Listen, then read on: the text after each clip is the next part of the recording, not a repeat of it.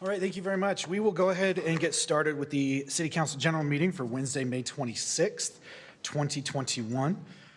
We will begin with the Pledge of Allegiance. That's going to be led for us by Daryl Finn. Daryl, if you please come up.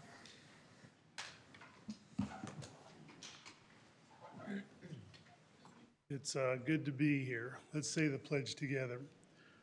I pledge allegiance to the flag of the United States of America and to the republic for which it stands, one nation, under God, indivisible, with liberty and justice for all.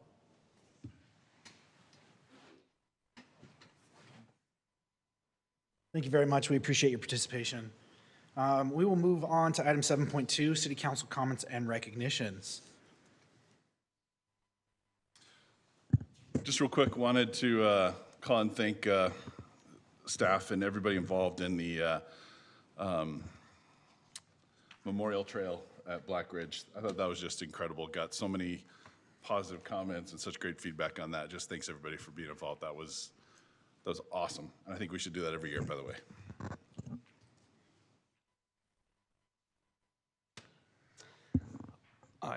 I'd be remiss if I didn't mention both Mountain Ridge and Harriman boys soccer accomplishments this year. Mountain Ridge made it to the state quarterfinal for 5A, and Harriman lost a heartbreaker in the semifinal for 6A. It was a true example of players win games, coaches lose games, and referees ruin them. Sorry for any referees. but they did really well. It was fun to watch those guys this year. That's hilarious. I know it's a few days ahead of schedule, but since we won't be meeting until after, I just want to actually say to all of those graduating seniors from our community at both high schools, actually all three high schools in our community, that they have four. Yes, you're right. Sorry. Just congratulations to them all. Huge accomplishment, especially under some very trying circumstances throughout this school year, dealing with that in the middle of a pandemic. But honestly, I love seeing the success of, as Jared just mentioned, the success of the youth in our community, and we have a tremendous, just a very special, I think, youth group in our community, and the things that they are able to accomplish and do together. And I just want to congratulate them on their upcoming graduations and much success in their future endeavors. Absolutely. All right. We will move on to the public comment portion of our meeting. Audience members may bring any item to the council's attention. Comments will be limited to 2 minutes. State law prohibits the council from acting on items that do not appear on the agenda. Public comments for this meeting will also be conducted electronically. Any person interested in addressing the council may submit a comment by emailing recorder@harriman.org or by visiting harriman.org/agenda and minutes, where there is a link to fill out a online public comment form. Your statement would then be read into the record. We will now open the public comment portion of our meeting, so if you would like to make a comment, please come to the podium and state your name.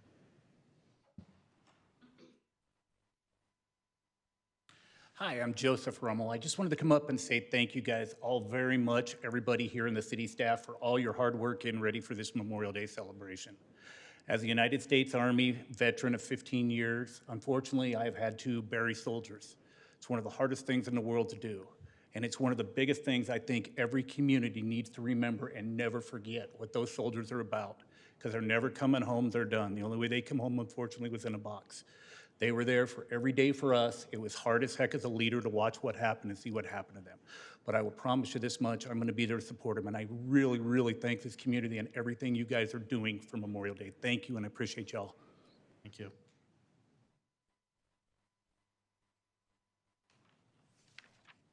All right, seeing no further comments in the audience, I'll turn to staff to see if we have any electronic. Seeing none, we will close the public comment portion of our meeting. We'll move on to item 9, which is City Council Board and Committee reports. I'll go. First of all, Youth Council, I just want to give a big shout out to them and for the year that they've had. It's been a difficult year. We've not been able to participate in a lot of things that we would have wanted to, but it is what it is. They will be, I'm looking forward to them presenting their legacy project, which is a requirement for them on youth council, and they'll be coming before the council to present those projects to us. There were a lot of innovative ideas and just a great group of kids, so just wanted to give them a shout out. Wasatch Front Waste and Recycling, just a reminder to residents, June is Harriman's Month. There's certain areas have certain dates, so go onto their website, find the area cleanup link, and get scheduled if you want a dumpster delivered to your home during the days that are allowed. It comes to your home, it's delivered between 7 and 5. You have it for a period of time, an overnight period of time. Fill it up. There's obviously some regulations of what can go in there and what cannot go in there, but it's just a great opportunity to take care of any project problems and things like that around your home, garbage, trash, those types of things. We also are really hammering through this issue with private lanes and roads. There was a lot of problems that were discovered in Harriman.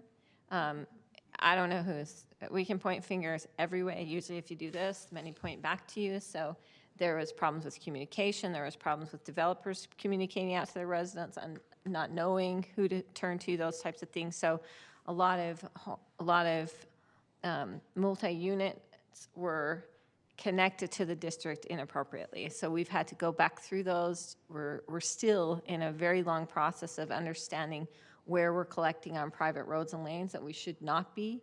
And if it makes sense for us safety-wise, we will decide to continue on a few of those as long as it doesn't pose any safety thing, as long as there's a contract in place. But as a policy moving forward, we're just simply not going to take those private roads and lanes. It's not the area of business that we should be in. So there will be some growing pains here. I'm sure staff will continue to get complaints about that because a lot of times HOA leaders are not happy about having to go hire a private hauler, but it's simply based on a safety issue for the district, and so we will continue down that path.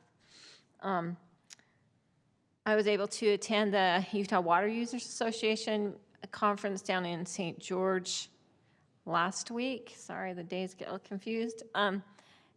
Excellent. I learned a lot of things. I can tell you that obviously conservation is the topic of the state because it has to be. We keep talking about how we're going to grow, how we're going to grow, how we're going to grow. And then what I hear constantly in city meetings, in county meetings, in state meetings is transportation, transportation, transportation. I can promise you one thing. You will choose to drive on a dirt road all day long if you can't turn on your faucet. That will change the idea. What needs to be at the top of the list is water. If you can't turn on your faucet, if you can't get a drink, if you can't flush your toilet, you're going to go, geez, I wish we'd put more money in that infrastructure versus the road I drive on. So I'm not suggesting that roads aren't important because they are, but we have to put water at the top of the list. We live in a desert, a very dry state that continues to put more and more demand on water. This Wasatch Front takes water from a lot of different places. The basin sends a lot of water in here. Colorado River sends water here. So, and as we're planning, we have to understand that we're not the state of the Wasatch Front. I've used that in many different meetings. This is the state of Utah. And so just because the Wasatch Front is growing doesn't mean we get to pilfer water from everywhere to pump it all here. So we have to be very thoughtful in our planning, and that just has to be a consideration, that it doesn't get enough focus, and it needs to. There's some little fixes, like we talked about. I want to say the mayor of Ivins brought this up, that there is an apparatus that you can cycle your hot water so it's continuously hot. I don't know how many of you do, but when I turn on the shower, I hate getting in a cold shower. So usually I turn it on until the water gets a little bit warm, and you're dumping gallons of water down the drain while you're waiting for that hot water to come. And so there are some solutions to that. I've talked to some other people that say you lose enough energy by keeping it warm in the pipes that it's not worth the energy cost. But then we have to wonder, can we create more power or can we create more water? We can't create more water. It's not up to us. So we have to start looking at solutions like that will be, I know I've asked our team here, our staff here to start looking at those solutions. Would that be something that Harriman could encourage our development partners to do to really start saving some water?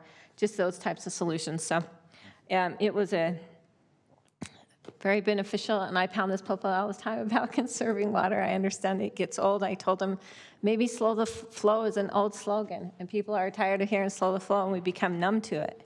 It's just we've heard it for too long. Maybe we need to come up with a new slogan. I don't know what the solution is, but we have to learn to save water. That's my rant. I'll report quickly. We held our monthly sewer board meeting just yesterday morning.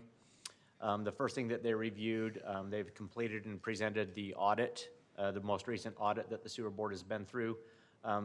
Yesterday morning, I've spoken before about how well managed that organization is, and it continues to be.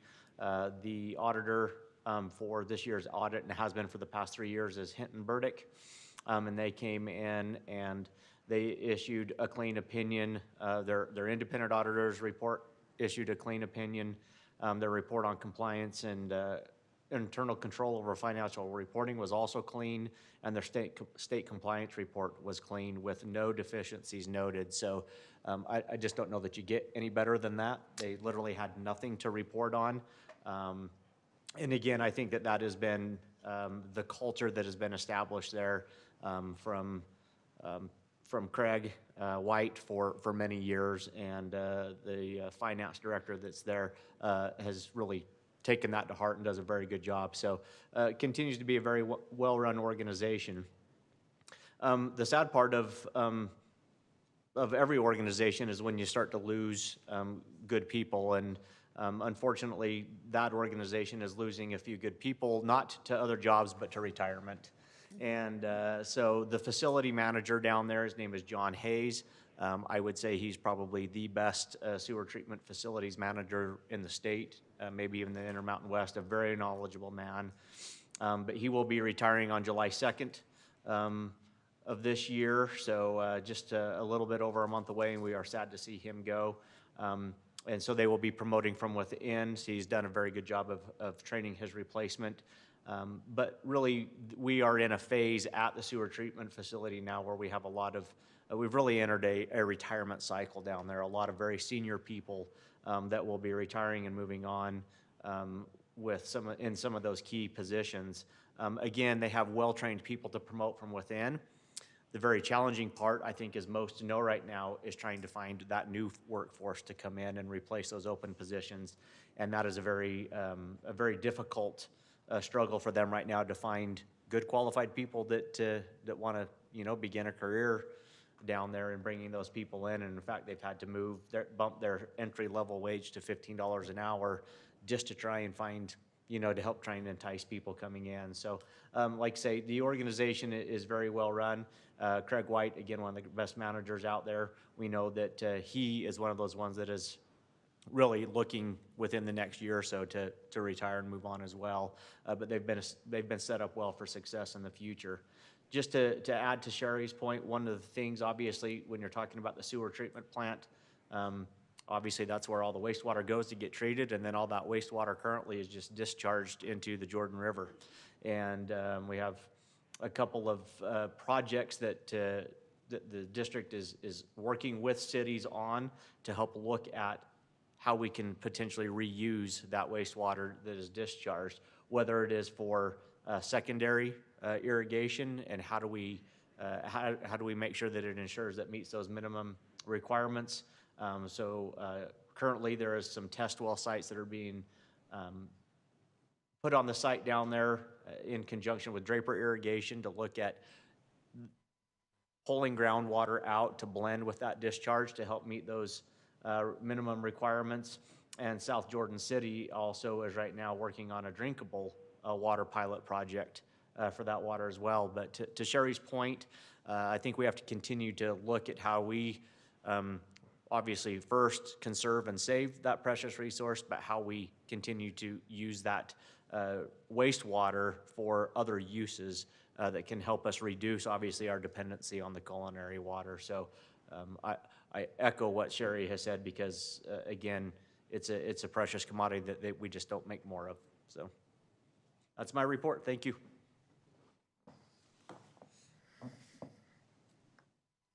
Okay, I met with UDOT and some of our neighboring mayors yesterday with some staff as well in regards to the realignment of U-111.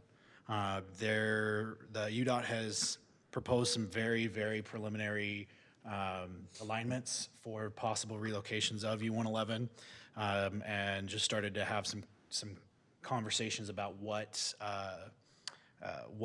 the stakeholders are interested in making sure is considered. One of their biggest concerns and what drove a lot of those alignments is contaminated soil in the area, that they're concerned about having the additional cost of contaminated soil. So they're trying to align the roads to mitigate some of that.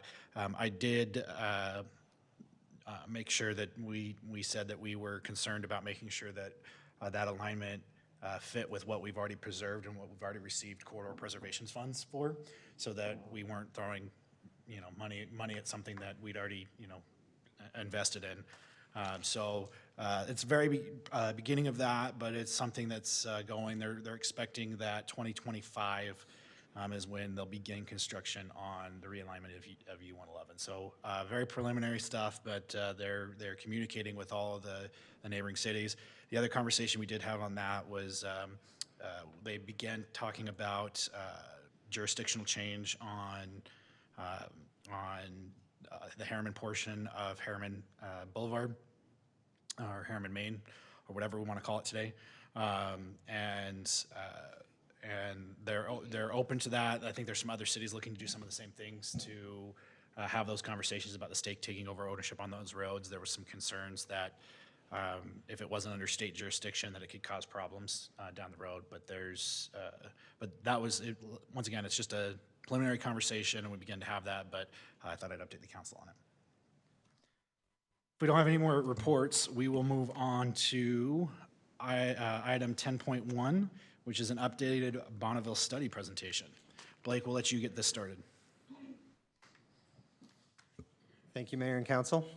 I'm just going to give a brief introduction and then get the all-star team that's behind me up to talk.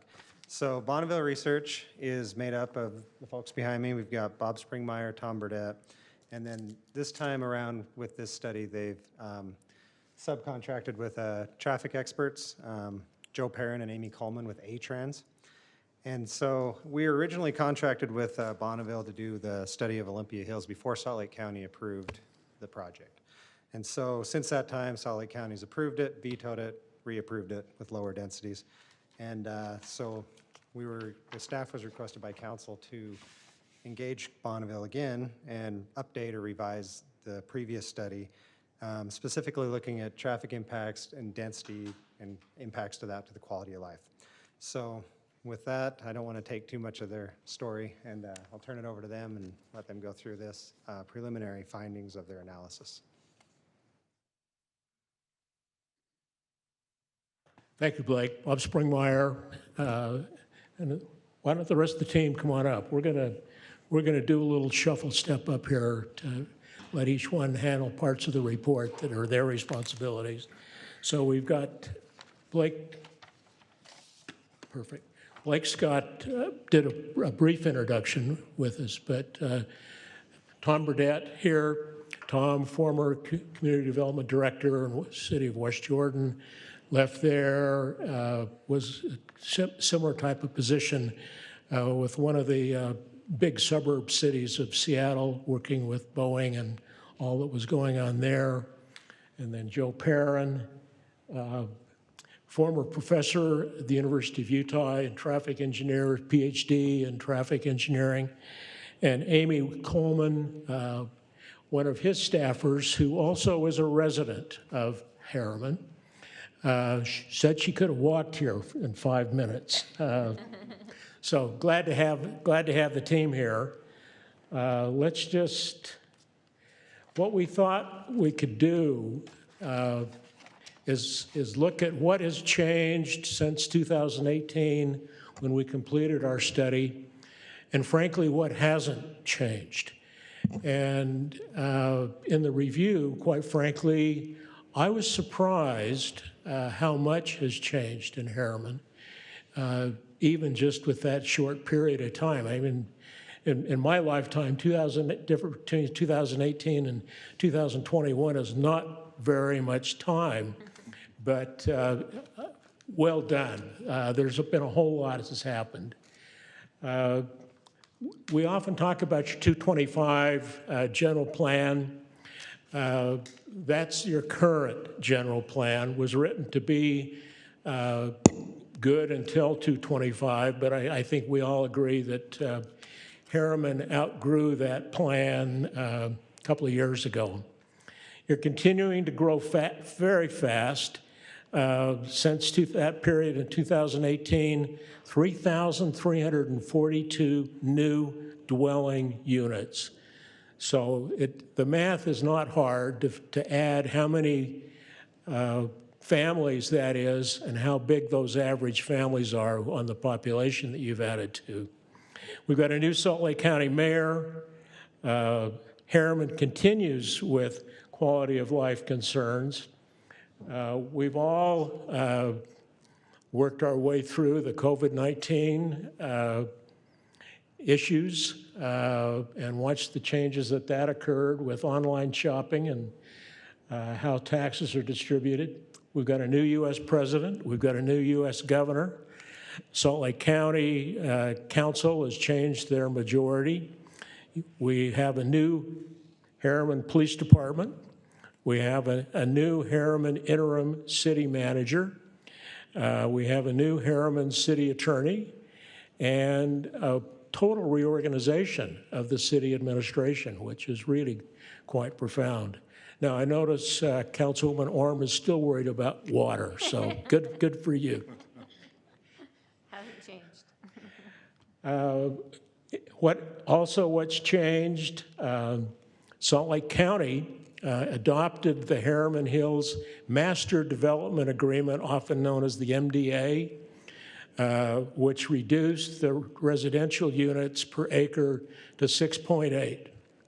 Hales Engineering, working for Olympia Hills, did an amended traffic study which had 6.78 residential units per acre. And while we're looking at residential units per acre, let's remember that's a good metric, but it's not a great metric because it only looks at residential units, doesn't consider how many of those may be large multifamily developments, how many may be single-family detached, how many may be consistent with one of your old zoning that had very, very large lots. Your city finance director had done a great job with a new Olympia Hills financial report, looking at, again, 6.6 units per acre. Significant new planning documents have been prepared since 2018. A transportation master plan, a water master plan, a storm drainage master plan, parks, recreation, open space, and trails plan, an economic development plan that we participated in, and you have made a lot of progress on a new general plan. Now, as part of all of these, you also did work on impact fees. This is a graphic of the new master development agreement that the county has adopted. Now let's remember, this is a county-adopted plan. If you annex Olympia Hills, this plan goes out the window. It's no longer enforceable. If any parts of it you like and seek to adopt, that's up to you. Or if there's no parts of it, that's up to you. You've got full authority And obviously, the developer, the property owner has some impact on that as well. But this is what the county has adopted. And I'll ask Tom if he wants to come on and speak to this a bit. Thank you, Bob. Council, I'm Tom Burdette. My task with this project was to take a more thorough look at the Olympia Hills plan that was adopted by Salt Lake County in 2020. As you can see from the map, the big blue bullseye is the institutional site for the Bastion Agricultural Center. The red illustrates the areas that are designated for a town center, although the design standards that Salt Lake County adopted only designates one town center in the project area. So the other areas would then become village centers, which are sort of peach color on this map. So if, you know, as a planner, practicing planner, it would appear that either the town center would be located at Harriman Boulevard and the intersection with realigned U-111, or Harriman Boulevard and 7800 West, you know, and you can probably pick one of those two. The blue, as I said, is the institutional. The red is 20 plus dwelling units per acre, and the peach color areas, the rest is 9 to 20 units per acre, and the yellow is 0 to 8 units per acre.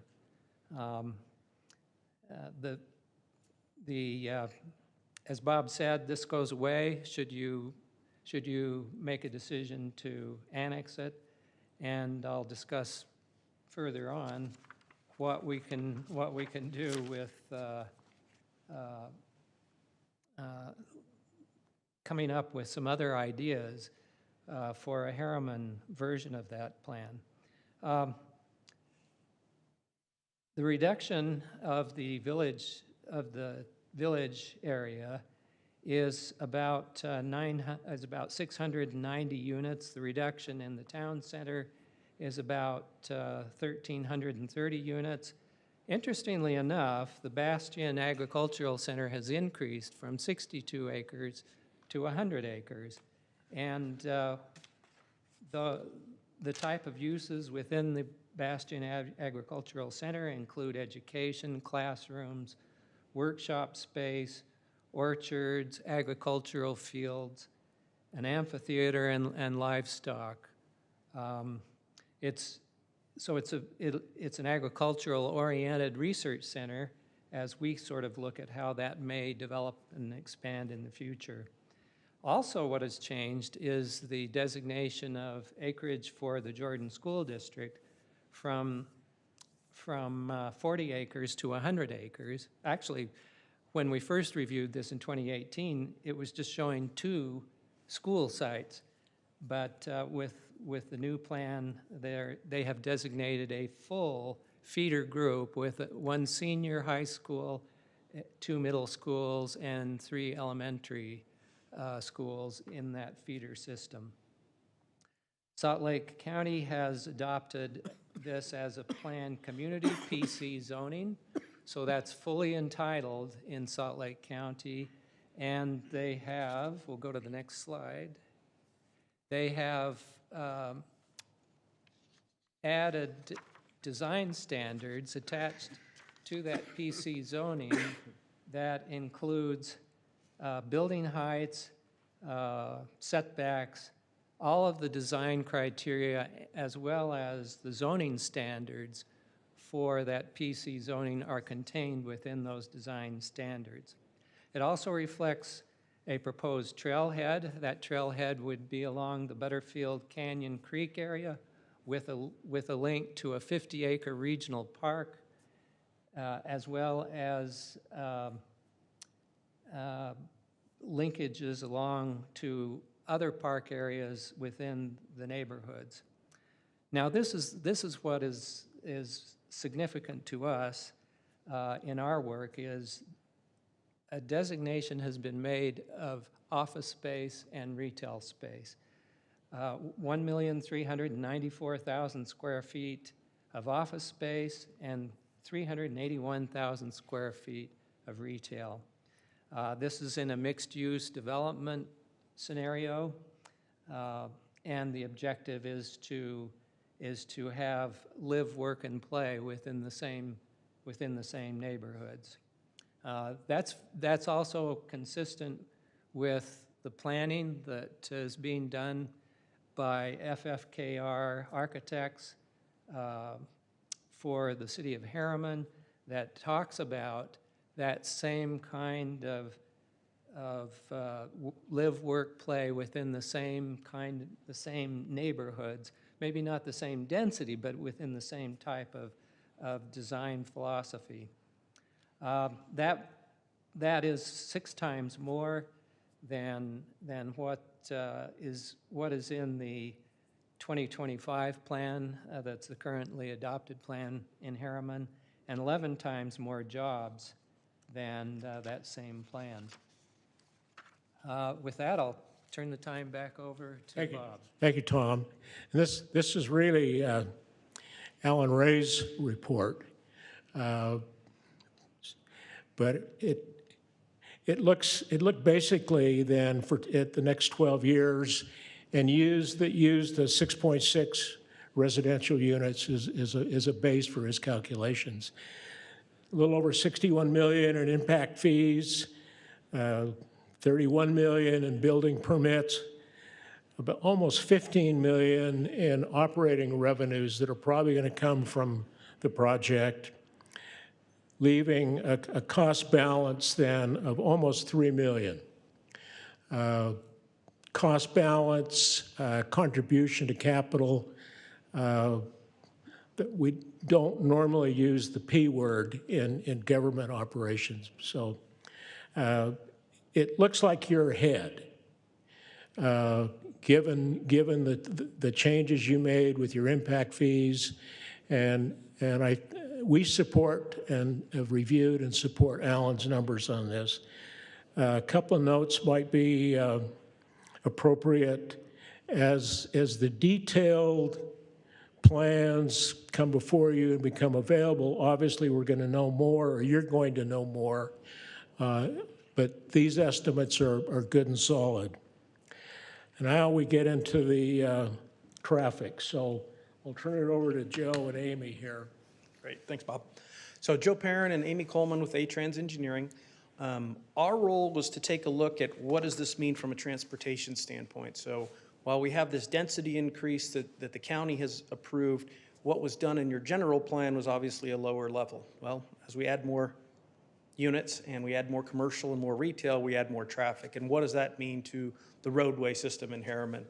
And so our job was to quantify that. And so what we found out was, between what we've used in the land use planning for the transportation master plan and what is in the 2025 general plan, this proposed development would generate about 2.3 times more traffic than what was currently planned for.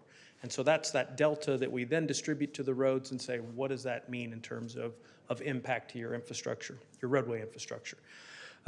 Primarily what this developed was that 4 major sections of Harriman Main Street will be between about 4,500 to 1,900 vehicles per day over capacity.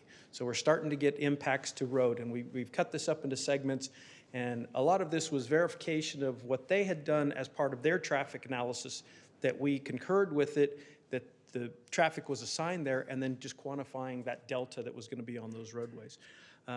Again, then 2 sections of 134th are going to be, again, just over capacity by 1,900 to 2,200 cars a day. So we have a map here in a second. I think the next slide, we're going to, Tom, was this slide 11?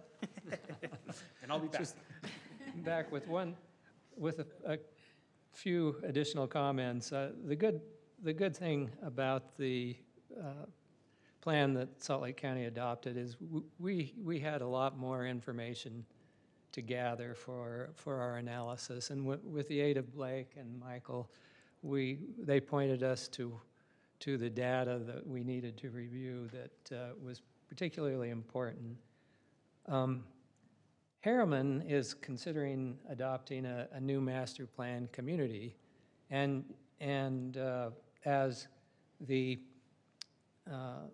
annexation progresses, it's an opportunity to draft your own master plan using that master plan community overlay zone. If Harriman annexes, this new plan community zone would preclude Salt Lake County approvals completely. That goes away and just, as Bob said, goes out the window.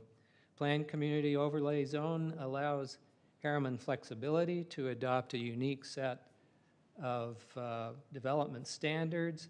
You can link it to your own master plan agreement. So it provides you with the ability to integrate it in with the existing neighborhoods that are already within the community, but also, and just as significant, the neighborhoods that could be planned in the future north of Olympia Hills. And that's a terrific opportunity for that whole region. So we certainly think that as we've looked at the economic development aspects that Northwest annexation has for Harriman, it's truly significant and a great opportunity. And I'll turn the time back over.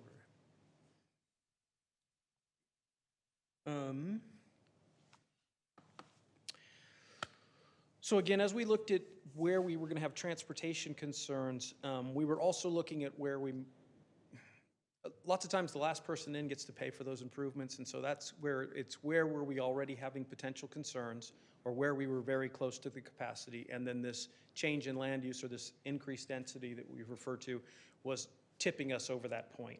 And so depending on where you are in the city, and we have a map here in a second, the Olympia Hills worsened the roadway deficiencies so you had some roadways that had deficiencies, and we thought maybe had deficiencies even based on the master plan, but this just increased it. And then we have other sections where the roads looked like they were planned properly for what was proposed in the general plan, and now this increase in density is tipping us over that edge so that we now need some larger roads. And that's the purpose of this was anyway to look at, in general, the roads. So we didn't get into the specifics of intersection operations or things like that, but we got into what the roadway capacities that we could handle were.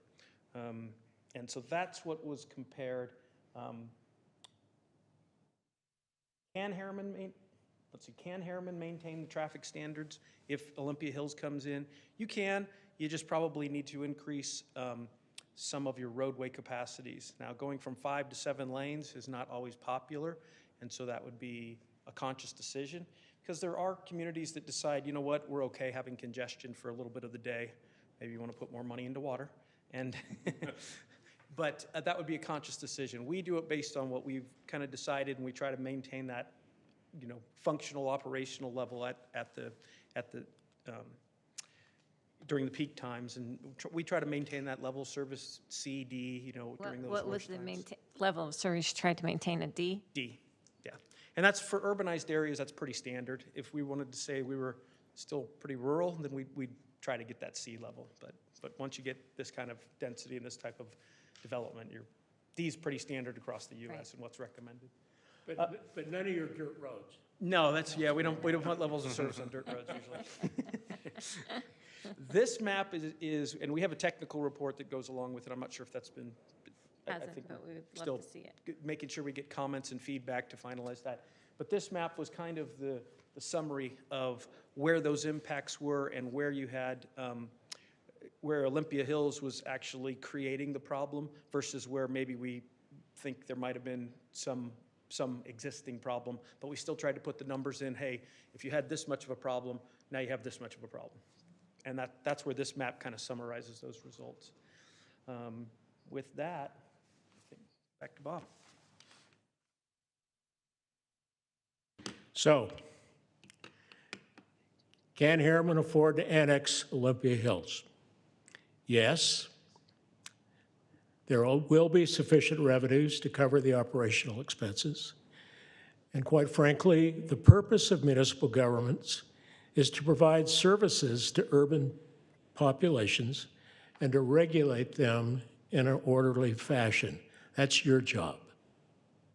And you were giving your reports earlier. I kept thinking, yes, that's your job, to manage orderly growth development. Now, is it not going to be easy? Yes, there will be sufficient capital revenues available, pay for additional transportation, recreation, environmental, and community gathering places. This is the social side. Can it afford not to? No. The only way you can have a voice and receive the necessary revenues to mitigate the impacts on transportation, parks, public facilities, and public services is by annexation. That development is likely to occur, and other developments are likely to occur west of Harriman. They're coming. So it's only by annexation, again, you'll have a voice in the development and have the revenues necessary to mitigate the impacts. Transportation, parks, public facilities, and the public services. So thank you. It's been a real pleasure to work with Harriman again. You're our favorite client, and Say that to all the cities. He actually didn't finish. He was going to say favorite client tonight. Tonight. well, I do have to confess, I thought second about it as I tried coming off Bangor this evening. Not still while people are working at home. And Tom tried to figure out how to get out of daybreak. But yes, we're honored to be here again, and you've grown a lot. You've done some really, really magnificent things. And I think you're ready now. I think you're ready. Any questions any of you have of us or? I have a question of Amy. So Amy, I haven't heard you chime in, and maybe it's inappropriate for me to ask you, but what was your feelings as a resident as you walk through these traffic impacts? Let me put you right on the spot. You can feel free to not answer that question. If Oh, you want boy. to. Obviously, I have two sides of myself, right? I have the convenience and I live here side of myself, and then I have the professional side of myself. I do think that, I mean, this is going to come, it's there, you know, like I read the Facebook posts, I listen to my friends talk about it. So I see all this stuff, and I feel like it is going to happen. It's coming to our city. It's, you know, it's part of it. And going through the numbers and looking at the roads, looking at what we have planned, looking at where we have these deficits. And then I drive on these roads that have these deficits, and I can see, gosh, it's a little busy now. And then I can see the numbers, and I'm seeing it's just going to get worse. So I think that I really enjoy having a voice in the process. I really enjoy looking at it and seeing what's coming. And I think moving forward that the numbers show that, you know, it's going to happen and it's going to be there. So unless we block them out, we got to figure out how to make it work for us, make it be part of something that can be helpful to Harriman residents. You navigated that question very well. Thank you. Thank you. Sorry. It's okay. You can step away now. It's such a great job of being here. I just wanted you to be able to have a voice at the table, too. The filing period for elected officials opens next week. That's right. All right. Any other questions from the council to Bonneville? None for now. No, but you guys do have this wrapped up in a detailed report that we'll have access to shortly, I assume? Because obviously, The supporting the documentation supporting numbers. documents, the detail. Yes. You should probably have it by this time next week, if not sooner. Okay, perfect, thank you. Staff, will you make sure we all get a copy of that by email? Thank you. Thank you very much. We appreciate the efforts that you guys have put in, and this is going to be extremely helpful information as we move forward with our city. So thank you. Well, thank you very much. Thanks, Thank Bob. you. It's always it's a real pleasure to be here, and we're proud of you. At least one person is. All right, we're going to move on to item 10.2, approval of a resolution reappointing alternate planning commission members. Michael. And I believe some of those individuals, or all of them, are here, so they might want to come up and stand behind you. I'm inviting those While we members, look awkwardly at them. those potential candidates, to come and stand awkwardly behind Michael so we can see your lovely faces. There we go. Oh, And as the council knows, one of our appointees is a reappointment. Heather Garcia has just finished her second term, a one-year term on the Planning Commission as an alternate member. And I was checking her attendance records, and I had to check with her. It appears she has perfect attendance for the last year, 2020. You're that kid. 20, yes. She said she did confess she had one that she was late to. How But dare you? She made it, yeah. gonna have to think about this for a minute. So we're excited to have her on the commission. And then as the council knows, we've shared some application statements from our two additional candidates for your consideration tonight. Daryl Finn, I know, is a familiar face to our council as he had been a previous candidate for city council. And I know that's how I met him, and was very impressed by his interest and his desire to serve in the city. After his council experience or council candidacy experience, he had reached out to me and had expressed a desire to serve anywhere in the city. After going through Yes. that, you still want to do this?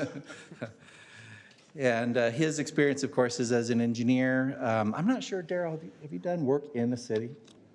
I Previously. actually have, my company has a little bit. So he knows that by doing this, we're taking away some work, right? Potentially. Yes. Right. And then our third candidate is a young man who's trained as a classical architect, which is quite amazing. Forrest Sickles, you attended school? Andrews University. When I studied architecture at the University of Utah, it became very apparent that architects are typically not trained in classical forms. Not at all. It may be a little bit of history, but to find an architect who really understands these traditional classical forms, and his firm does it so well, it's very impressive. And clearly this is a design palette that is attractive to this city, hence our city hall and many of our projects that we see in this city. So he also was a candidate for the alternate position. We did share with the Planning Commission the direction that you all had given at the last work meeting about inviting the alternate members to sit at the dais here on my left and be able to at least participate in the regular meetings in a non-voting role. However, of course, when they are filling a vacancy on the Planning Commission, then they would sit at the regular dais and also be able to participate in a voting role. So with that said, these are the candidates that we have prepared for your consideration tonight, and we're excited for this opportunity. Michael, just can I ask, when you discussed with the rest of the Planning Commission that direction, that desire to have them be able to sit, participate, and just not act in a voting capacity, how did they take that? My impression was very, very positive. Again, as we've talked about, that has always been the case during our work sessions, but not during our regular meetings. So that seemed to be well received. Excellent. And I agree. The one comment that Heather had shared with us is that sometimes when you're changing roles, we have a project that appears on multiple agendas. It's possible that an issue could have been brought to the forefront earlier in the process had an alternate member been able to speak during a regular meeting. So I think that's a good move on the council's part. Excellent. Almost like we should listen to the people who are doing it. All the questions I have. No, mine's more of a comment and just a thank you to Heather. We get feedback about the planning commission. If we don't watch it, we get updates and things like that. And I appreciate the service that you've rendered. You do a great job of, you don't sit quietly by. You do a great job of providing input and suggestions and things like that. So thank you for your service thus far, and welcome. Well, I shouldn't say welcome yet, but if we decide. Cross your fingers. Thanks for throwing your hat in the ring anyway to serve in this capacity. I appreciate that. I'll just echo that, Sherry, and just say that, obviously biased, think we have the best community around, and to have great people like yourselves that are willing to step up and to serve. Having started, obviously, myself in the planning commission role, and that experience again there, it's a very difficult position to be in sometimes. And sorry, Forrest, if I gave that away and you didn't know that yet, then ignore what I said. But no, I think you will find it very rewarding, and I'm just thankful that we have residents like yourselves that are willing to step up and be part of the process. If I could just add one comment here too. Heather, just re-echoing everything, your peers in the public have commented on your preparation, the attention to detail that you give. You always come ready to give great feedback. That is incredibly meaningful. We're grateful for the time that you take to be prepared. When I know we get 400, 500, 800 page packets we have to go through, I know that takes a lot of time, so I appreciate that. Daryl, just want to say I'm so excited to see you come to this. We had many conversations during the campaign, and I know your desire to serve this community. I know the character you bring and the kind of person that you are with your experience. I couldn't think of a better person to be serving this, so I'm really excited. And of course, I don't know you, but I'm excited to know you. We're glad to have you and have your experience on board. So for what it's worth, again, thank you for your willingness, and we're excited to have you guys here. Mr. Mayor, I'm happy to make the motion unless you have a comment. Nope, thanks, guys. I will make a motion to approve Resolution R12-2021, appointing Heather Garcia, Daryl Fenn, and Forrest Sickles as alternate members of the Herman City Planning Commission. I second. Okay, I have a motion and a second. Before I call the vote, I'm going to also chime in and just say it's appreciated. I've sat through more than my fair share of planning commission meetings, not as many as Clint's, but I've sat through more than my fair share. I know how they can get. I know what you're looking at and what you're doing, and it's really appreciated because it's one of the most critical roles that members of our community serve, and it helps protect our city. So with that, I will take the vote. Steve? Yes. Sherry? Yes. Clint? Yes. Jared? Yes. And I will vote yes. That motion passes. Thank you very much. Thank you so much. It's much appreciated. Thank you. You guys really are awesome. You're gonna stay, right? You're gonna you're gonna sit and watch the rest of the meeting. I wonder about this. I know. Just to echo your comment, I thought city council meetings were bad until I went to a planning commission meeting. Whoa. Wait until they talk about deer mitigation. I'll never forget that night. All right, we will move on to item 11.1, public hearing to discuss the tentative fiscal budget 2021-2022 Harriman City budget and to amend the fiscal year 2020 to 2021 Harriman City budget. Alan.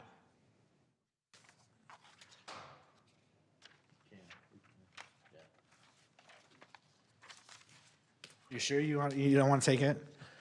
You sure you don't want to speak to us, a lawyer? No, we need Mr. Boring here. As we start this public hearing, there's something I need to tell you first. This would have been done in the work meeting, but we didn't get there first, but it needs to be done before we move on with our budget process. In looking at how we're going to address the property taxes for the fire district, we only have one choice, and that's to put it on the city. The district does not qualify. There is a limit, and it's limit by state law that you can't exceed .0023 on a district. We are currently at 0.00199 with the police, so we can add 0.0004 if we put it on the district. We can't exceed that by state law. We've talked to the county, we've talked to the State Tax Commission, we've been through this, but there is a state law that does not allow the district to exceed the rate of 0.0023. So, given that, and the fire district not ready to go, our only option is to put the tax that would have gone to UFSA on the city's taxes. It won't change our residents' taxes, but that is the only choice we have if we're going to get the revenue this year. And this is going to require truth in taxation? It will require truth in taxation, which means we cannot approve the budget as it's written. You know, if someone's here to talk about the budget tonight, I would suggest we let them talk.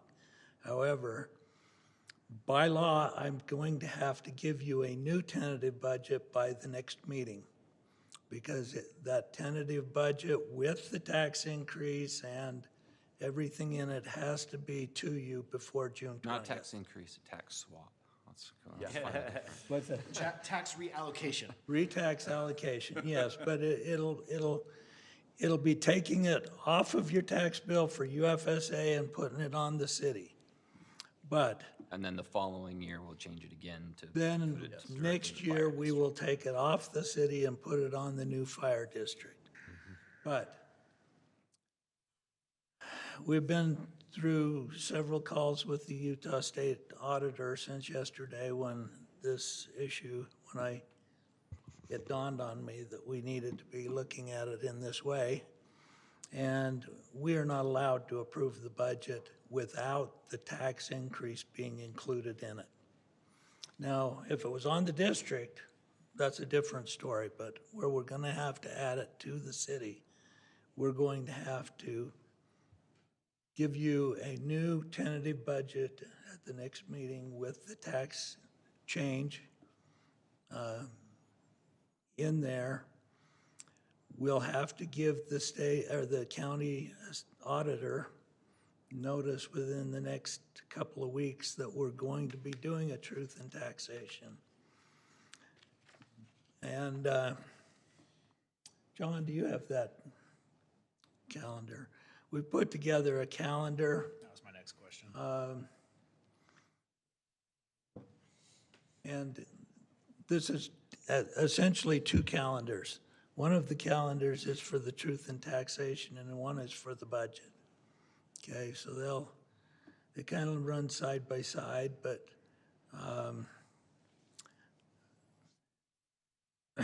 but as we talked to all the taxing agencies, they really told us, you can go ahead and try and put it on the district, but it's likely to be rejected, and if it's rejected, you just won't get your taxes this year. So for the truth in taxation, we have to notify the county auditor before June 22nd. He will send out tax notices to all of our residents by July 22nd. Then Jackie will need to do a couple of notifications. I've proposed, and we've proposed, that we do public hearing and the adoption of the tax rate, public hearing and tax rate on the same evening. Now, you don't have to do that, but we would need another special meeting for the public hearing if we do that. Now, we did this primarily because when we did HCC, we did them at the same night, because these have to be done in a special meeting. They can't be on an agenda with any other item, okay? When you do these things, they're all that can be on the meeting, okay? I think our meeting, when we did HCC, we did both of these in 12 minutes, but yeah, okay, it was nothing. So anyhow, so you'll see that. If you don't like that, tell us, but we can try and move dates around a little bit. But we do have to have the truth in taxation completed and approved, certified to the county no later than August 17th. Okay?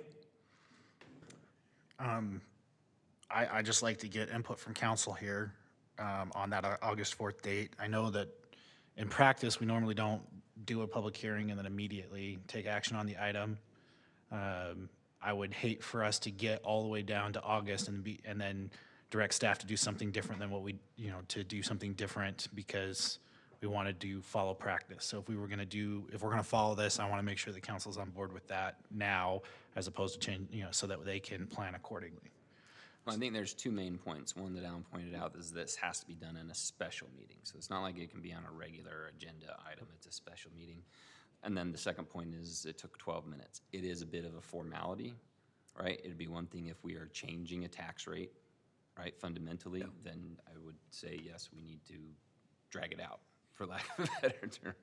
But in this case, we're not changing the tax rate. This really is just a formality that we have to do. So for those in the room who might be new to this particular topic, we've separated from the Unified Fire Service area tax collecting entity, and we're now going to collect that tax ourselves. We are setting up our own separate fire districts so that that's what people see on their property taxes. That line item, that's where that money goes, just like we have for Harriman City Safety Enforcement Area for police. Due to laws and timetables, we're kind of at this point prohibited from having that fire district established and enacting a tax rate for it for this coming year. So we had looked at really the two other options. The first was just to add it to the Harriman City Safety Enforcement Area, right? And then change it the following year to the specific fire district, but we're being told that we cannot do that because it would exceed the limit for any one particular district. So now our only option is just to add it onto the city's property tax for next year, and then we'll change it to the specific fire district service area the following year. What we were really looking at with the district, and Chase and I had phone calls with them, but what we were looking at, will you give us an exception for 1 year since it's only going to be here and then gone? Their response was just to send us a copy of the code. Okay? So. Did they even highlight it? What's that? Did they even highlight it for you? Yes, they actually did. Oh, well then. So my point being, kind of rehearsing all that it is just a formality. We're not changing the rate. We're just changing the column that it shows up on for 1 year and then doing it again the following year. On your tax bill, if you look at it, Unified Fire Service Area will no longer be on your bill, but the amount that was on that will now be on the city bill. But like I say, to do that, we've got to go through the truth in taxation, which, I understand the thing, but, what it really comes down to is if we approve a budget right now that does not include this change in the tax, and then we come back and change it, it looks like we're It's not transparent. something right. Yeah. So we need to take a pause on what we're doing with the budget now. We will update all of the numbers now. We're not even going to have our property tax estimates from the state till June 8th. I've got to have this to you on June 9th, okay? So we'll be pushing to get it done, but we will have what you need on June 9th to start the process again. You'll see, we'll follow a similar process to what we started this year, but we'll be completing in August. Now, the one thing is, and this is a question a lot of people have asked me as we've talked about this, you have to start a new budget July 1st. We're not going to approve the new budget till August 17th. We will operate on the tentative budget until you approve it and ratify what we've already done. So that's what we do. And we're covered legally in that aspect? Okay. Yep, that is the process in state statute. Okay. So I have one question about this. Okay. All the good intentions in the world and the agreement of the 5 members of this council are one thing. Actually providing some kind of a guarantee to the taxpayers is something different. I have a concern that we're raising property taxes. The net difference this year it will be zero. Going forward, if we don't reduce that tax 100%, we could have a net tax increase on the taxpayers. I think this is the right thing to do. I'm supportive of it. But what I see is the potential issue of different members of this body, as 3 of these seats are up for election this year, having there's nothing to bind them to make that tax reduction the following year.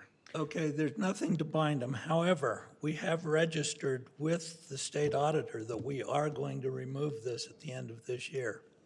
I have an email from them confirming that we have notified them of that.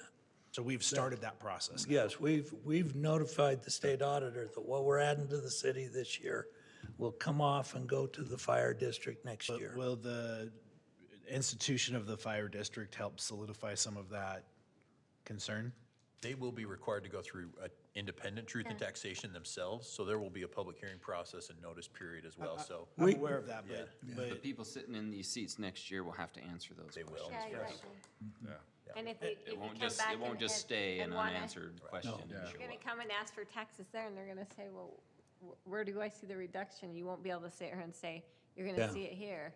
And the But- formation of a fire district or any special service district or local district does not in and of itself levy a tax, right? Exactly. That process is independent of the creation of that entity. Right. So if the members of this body did not, they technically have the option to choose not to do that They do. at that time, and that decision will not be made until next year, correct? Right. Okay. So Next August. The same as we always have Right, the every option to raise new taxes. council can change Yeah. taxes, right? Well, and that was the discussion we had last time and why we asked staff to go the other to direction. go the other direction Right. and see if there's any other possible way to do it. Because I mean, as Alan's pointed out, most cities don't have a separate district set up. They do it just part of the city property tax, and then you have to dig through and find out how much is really going to police, how much is going to And is it fire. actually going to the police and the fire? So that was a concern that I voiced last time as well. Okay, and The new even, people might prefer to keep it that way because then it's ambiguous, but I'll tell you, I will still be sitting in this chair at that time, and I will make a big stink about it. Amen. okay, now, when you see the tentative budget in 2 weeks, it will show that piece of the fire money coming in and going directly to our fire service area fund. It will show in the budget that we will be moving that money as soon as it arrives. So then to maybe answer the question directly, having said all of that, basically there really is more of a formality. It has to be done in a special meeting. I'm fine with it being done on the same night because that's what Agreed. it is and we've discussed Okay, it. so I agree with that, and I would just obviously say that to our awesome communications team, that we're gonna need some help in communicating and explaining, because this, as always, and they always do a fantastic job, but to really help people understand that even though it is a formality, that some could understand and misinterpret what that means, but what the intentions are moving forward, so, and not telling you anything you don't know. I'm guessing somewhere around the 24th of July, we're gonna get some exciting emails about those. I'm guessing that's exactly when we're gonna get a lot of those emails. You know, though, I think I'm on vacation. I don't know, I think Jared was the only one here when we did HCC. We had 2 older ladies show up to the public hearing for the tax change when we moved from Slavisa to ours. They talked to us before the meeting, decided everything was okay and left, and we didn't have a single person at the public hearing. And we were doing the same thing we're doing here. Right. So, Yep. Thank you, Alan.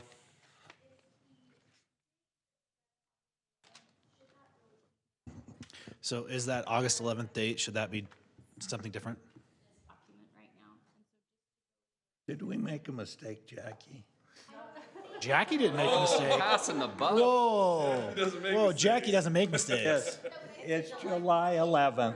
It is. July 14th. I think August 11th was it. Sorry, Jackie. I didn't see that bus coming. Oh, jeez. He disabled the backup alarm, that's why you didn't hear it. So this body is giving staff direction to move forward with that process with this tentative schedule, with the exception of the August 11th date that needs to be Yes, it corrected. should be July 14th. And I know that we fixed that once, but it didn't get passed between us, so. If we're okay with that part, I do have some budget questions. Do we want to do that now? And will that take care of these items for the work meeting, or we have more to cover in the work meeting and do it then? It's on the agenda. It's on the work meeting agenda. I think that's probably the right place for it. Yep, whichever you want. We just addressed basically that part of it here. So that's my question is, are we going to go back to this item in the work meeting? We'll have to touch Or it. do we just want to? We'll have to touch it, but it'll probably be a quick finish. Which would you prefer? I'll give you my questions now, and if we need to Okay. talk about them. I think there, again, I mean, yes, This we'll is have the to touch it public in there, but we are in, I think, Right. Appropriate the place to best of talk the about it. public meetings to discuss those. I would That's say what I'm yes. thinking, right? So, and thank you for giving us the attachments in the packet with the extra column that I asked for. But I think I know the answer, but I still have to ask. So we're seeing roughly an increase in projected revenue of just shy of 4.3 million. But then we're seeing an overall reduction in fund balance. So I'm assuming, I'm not going to dig into all the total expenditures, but what's concerning me is that we're seeing a total reduction in the fund balance down to 1.68, but 2.4 is the transferring of the fire money that will come back in. So adding the 2.4 back in, we're still going to see a reduction in the fund balance of, what, 1.5 million or so in that neighborhood.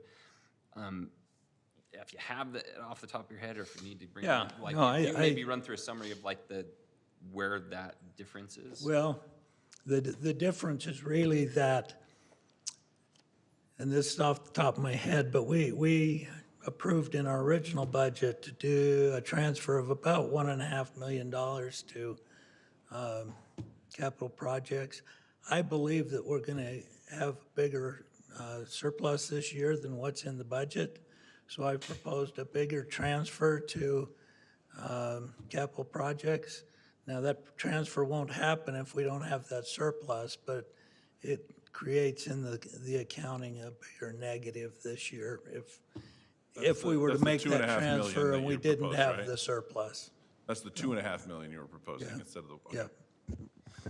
So, I'll Yeah. follow up with you on kind of some particulars, maybe with that. And then the other thing I just wanted to mention, I think I kind of steered that direction last time. I've had conversations with a couple of people, and calls from those that are seeking office and asking questions about the budget and this shortfall that we all talk about, right? If we don't increase our sales tax revenue or revenue from other sources rather than building permits, right. whether Olympios comes in or not, right? That's the end game. So I'm going to make this statement. You can tell me if I'm completely mistaken. But what does concern me going forward with the budget and kind of the way, at least in my 5.5 years that I've been sitting here and I've voted for the budget every time, is that I don't feel like we've really made a whole lot of progress in that direction. We've kind of kept status quo as far as the percentage of revenues we're spending on operating expenses. And as revenues go up, we continue to spend more on operating expenses, regardless of where the revenue's coming from. Right. So where I'm going with this is that at least I'll say superficial research that I've done, looking at other growing cities and the way that our tax structure is, because other states are different, right? Where your sources of tax revenue. But generally speaking, you need to work towards curtailing your operating expenses to the sales. So in our case, I'll just say the sales tax, could be franchise tax, et cetera. But basically, get our operating expenses into the sales tax side, and really the one-time money, not impact fees, but building permits, right, is what we're relying on right now to pay for some operating expenses. We need to see some progress that we're weaning off of that, right? That we're Well, using less we've of. made extreme progress there. We're only looking at a total of $5 million in building permits this year, and 2.5 of that is going to one-time money or one-time expenditures in our capital projects. That's kind of my point, is that that's really what that money should be Right. going. Another 1.5 million of it is going to our capital projects fund for our public works building. So we've taken 4 million of it. So we're within $1 million, $1.5 million of our building permits. So we've shrunk that quite a bit. And our sales tax by itself is growing at a higher rate than our building permits have shrunk over the last 3 years. We're growing fairly quickly. You know, I started here 7 years ago. We had $3 million barely in sales tax. We're looking at a little over 9 million this year, as I remember. Or no, it's 10. So, you know, our sales tax from last year to right now, as of this month's distribution, we're up 32.7%, okay, for the year. And May was even up 39% over last May. You know, our sales tax, we've seen just tremendous growth with our Anthem Commercial Center has been really growing. It's really putting a lot of sales tax into us. But we're also seeing a lot of online, plus our population piece is growing. But we've taken, you know, we have been trying to get to that point. And you know, this year, the one that we're getting ready to approve, we've actually proposed 3.4 million going to capital projects, another 1.3 going to the Public Works building. And we're still paying out of that general fund $1.5 million towards debt service for this building. So, you know, we've got, the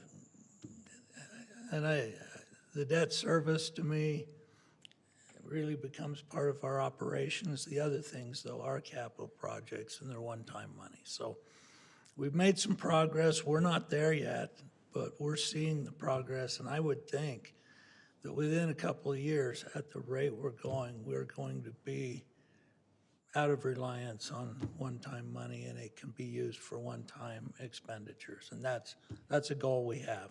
So is there a good way to, as we go through this process every year, as I've spent hours and hours going through basically ledgers, and this might be combining with the communications part, to pull that part out, right? Yeah, I can pull that. For us, at least, I'm speaking for myself, right? Yeah. When I talk to my neighbors or anybody that approaches me after I get phone calls, Jared, what's the budget? What are we spending money on? What is this problem that we hear about? I think it would be good to show exactly what you just described, but show it pulled out of the budget. Because here, we've got to go in and look at, I said, I think I know the answer as I go through, and I try to add up one I'll give notation John in some this area, numbers, and then and he can offset create that something that looks good. The full version. Yeah, it is talked about, yeah. But we Talking in the we can big- make the it big clear. budget document, yes. So what we have to review. Yeah, and that's been highlighted in the budget for the last couple of years, that percentage of the budgets that's attached to building permit fees. There's 2 pages of that in every budget that talks about what that trend has been doing. But over if time, we, so it's if really we take and compare the one-time money to the one-time money, we can create a chart that'll show you what we've done. That's what I'm asking. So we can show our progress. In fact, That's awesome. we might be able to do that in our one we give you in 2 weeks. We'll take a look at It's a good putting story that to in there. tell. Because that's the end game, right? And that's really what we're trying to tell the residents. is So, where yeah, we're at. I think that'll be easy to give you, just as we recreate what we give you in the tentative budget. Yay. Great. That's cool. All right, so this is on for a public hearing. Staff has recommended that we open the public hearing and then probably continue it. What is council's thought on public hearing tonight? I think we should open it, just in case there is anybody here that wants to make a comment, but obviously the caveat now is the budget's going to change. Substantially. From what it is, and so, you know, obviously if they have a concern about one particular item, I think it's still relevant for us to hear that.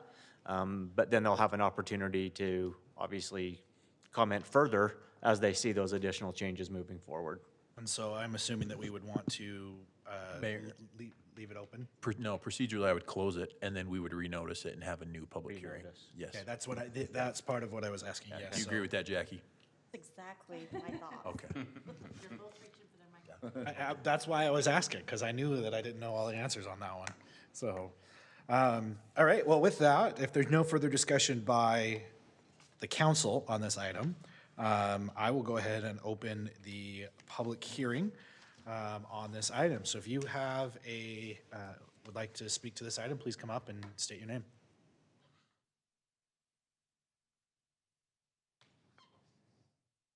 All right, seeing none, I'll look to see if we have any digital. Okay, we have no digital, so I will accept a motion to close the public hearing. I'll make a motion that we close the public hearing on item 11.1. I'll second that motion. Okay, we have a motion and a second. Jared? Yep. Clint? Yes. Sherry? Yes. Steve? Yes. And I will vote yes. It is the intention of this body to have staff put a new public hearing on this in the future once we get the new staff. So if staff will please notice a new public hearing once we have that information. I'll move on to the consent agenda. I'm willing to accept a motion. I'll make a motion to approve the consent agenda as written. I will second. I have a motion and a second. Sherry? Yes. Clint? Yes. Steve? Yes, but I'd like to reserve the chance to make a comment. Absolutely. And Jared? Yes. I will vote yes. That motion passes. We will turn the time over to council, to Steve. Generally, in our consent agenda, it's kind of formalities. We skip over some of those things. We don't talk about them in the public meeting. But one thing I think is really important to bring to everybody's attention is item 12.3 in the consent agenda, which is approval of a resolution approving an employment contract for Nathan Cherpesky as the new city manager for Harriman. We've all had a chance to talk with Nathan, both via Zoom at one point and in-person interviews here for more than a couple hours. We're really excited to make this offer to Nathan, have him accept and come on board. I think we're looking at the end of June. Did get an email, he and his wife have found temporary housing and will look for permanent housing once they get here. Good luck with that. But we're very excited about this process, very excited to have that completed. I know there's at least one person up here who's ecstatic that is happening. Yes, I'm very happy. Yes. But just for public information, yes, we have hired a new city manager. Nathan Cherpesky is coming from Klamath Falls, Oregon. His family's moving out here. We are excited to have him, and we'll be happy to make an introduction to the city here in about a month. So just wanted to bring a notice to that. I will make one comment on that. I've had a few people raise concerns about us bringing in some crazy person from Portland, Oregon. Klamath Falls is not Portland by any means. No, it is not. I had a comment, but I'll leave that one alone. I will just make a comment that obviously we're very excited, and there'll be plenty of time, obviously, for those introductions once Nathan gets here. And obviously, I think there'll be a lot of people that are very excited to meet him and to really hear his vision. The comment I would like to make is obviously we've been going through this process really for quite some time. And obviously the council was committed to that process, and I just commend the council for their time and dedication through that process to find us a candidate, but more importantly, to the members of staff, primarily Travis and our city attorney Chase, and really, they were the wranglers of the entire process. That's a good description. Yes, and we have a tremendous HR manager in Travis. He knows his job well, performs it even better.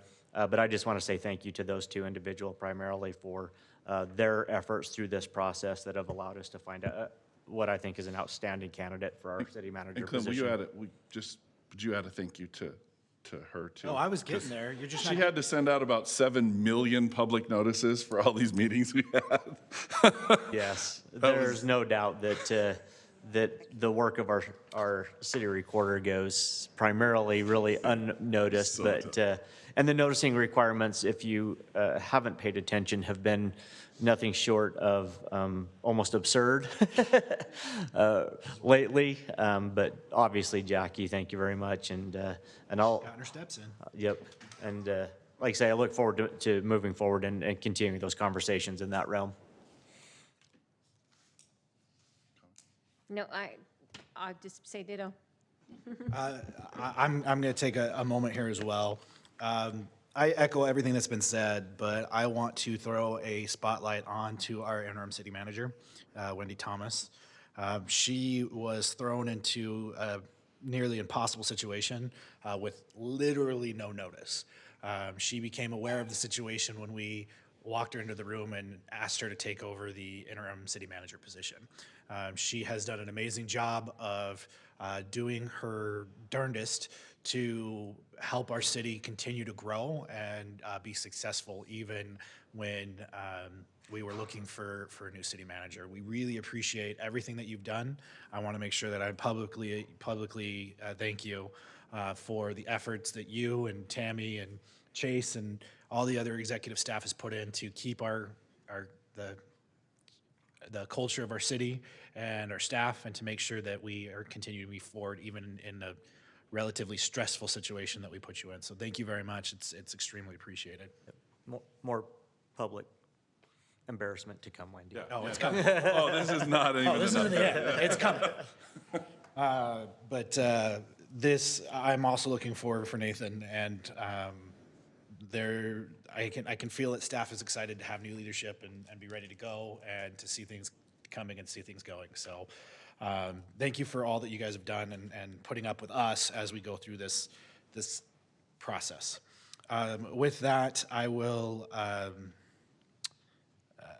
our future meetings, next planning commission meeting is on June 3rd.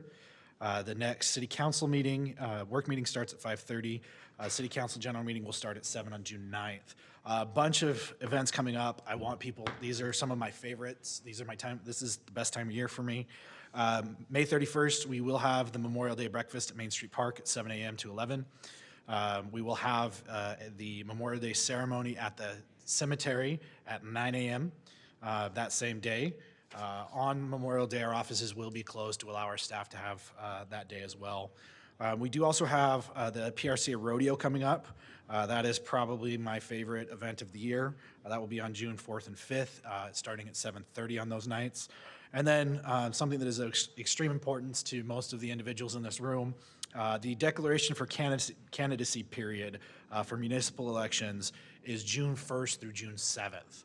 So if you would like to run for one of the available seats that are up for re-election this year, that would be the time that you must get that in to make sure that you are appropriately filing so that we can start that wonderful process that is election season that we are all looking so much fun towards. So please make sure that if that's something you're interested in, that you, if you have any questions, reach out to the election official and they'll help you through that process. With that, we will move back into our work session. After our work session, we will move into a closed session, and then we will adjourn. So I will accept a motion to go back into work. So moved. Second. All in favor? Aye. Aye. Thank you very much. If you would like to continue watching the work session, you're welcome to come back into the other room.